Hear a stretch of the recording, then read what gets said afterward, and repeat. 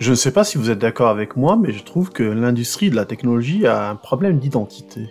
On retrouve quelques produits à succès et beaucoup d'imitations plus ou moins réussies. Le marché des écouteurs sans fil ne déroge pas à cette règle. C'est au moins ce que je pensais jusqu'à ce que je tombe sur ça.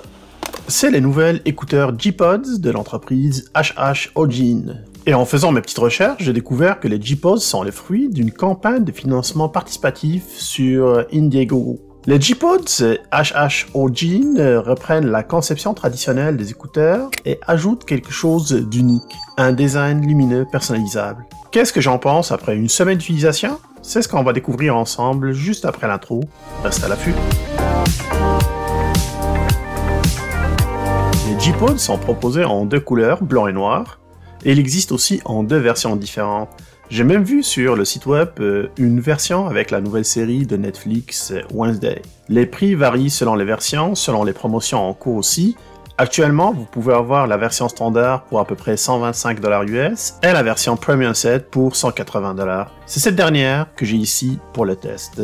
Comme vous pouvez le constater, les écouteurs J-Pod sont livrés dans une boîte spectaculaire avec un intérieur métallique. On retrouve aussi des écouteurs dans une boîte individuelle, j'y reviendrai un peu plus tard. Sur les deux côtés, 4 coques personnalisées dans un emballage cylindrique. Ces derniers peuvent se greffer directement sur la tige des écouteurs pour donner un look assez particulier. Nous retrouvons aussi des adaptateurs d'embout de différentes tailles pour tous les types d'oreilles et un câble de recharge USB-C.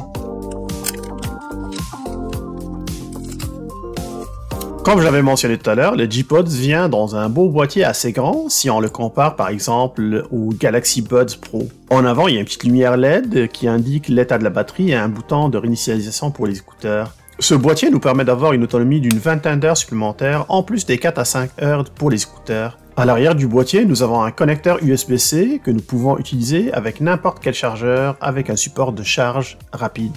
La grosse particularité de ces écouteurs sans fil, c'est les tiges qui disposent de lumière LED entièrement personnalisables, jusqu'à 300 000 combinaisons de couleurs et plusieurs modes d'éclairage qu'on peut contrôler directement à partir de l'application disponible sur le Play Store de Google et l'App Store aussi. Cette dernière a une excellente ergonomie, elle offre un moyen intuitif de modifier rapidement vos paramètres. Vous pouvez choisir entre 4 modes d'éclairage différents, le mode ondulation, impulsion, luminosité, et le mode respiration.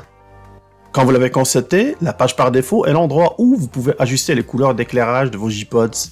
Vous pouvez obtenir une sélection des couleurs prédéfinies en bas de page, ou vous pouvez suivre un lien pour voir des profils de couleurs supplémentaires. Vous pouvez constater aussi en haut une présentation directe de la sélection actuelle. Cela vous permet de voir à quoi ressemblent vos J-Pods sans forcément être obligé de les enlever de vos oreilles.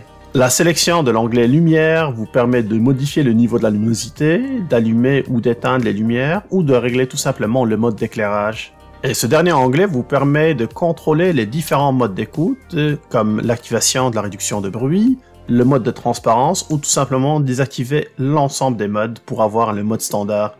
Vous avez aussi la possibilité d'utiliser les zones latérales directement sur les écouteurs afin d'effectuer plusieurs contrôles. En effleurant cette zone-là à plusieurs reprises, vous serez capable par exemple de changer la piste audio, vous serez capable aussi de répondre à vos appels ou de basculer entre les différents modes d'écoute. Ces écouteurs sont compatibles avec la version Bluetooth 5.2 qui permet de réduire le temps de latence. Dans l'ensemble, la puissance est bonne, la qualité audio est adéquate, que ce soit dans les graves ou aussi les aigus.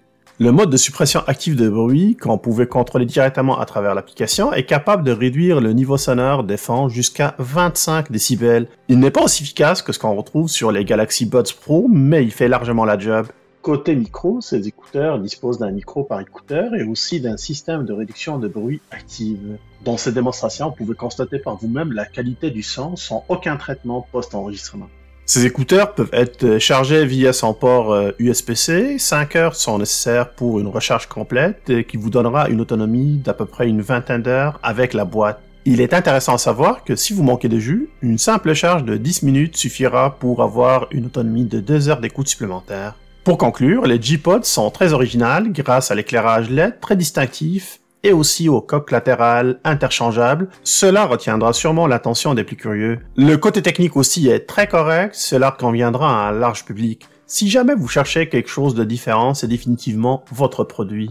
Voilà, merci d'avoir suivi ce test exclusif des G-Pods. N'hésitez pas de me laisser vos commentaires, de liker la vidéo et de s'abonner à Québec Test pour ne rien manquer. Je vous retrouve très bientôt dans une nouvelle vidéo. D'ici là, je vous dis à plus.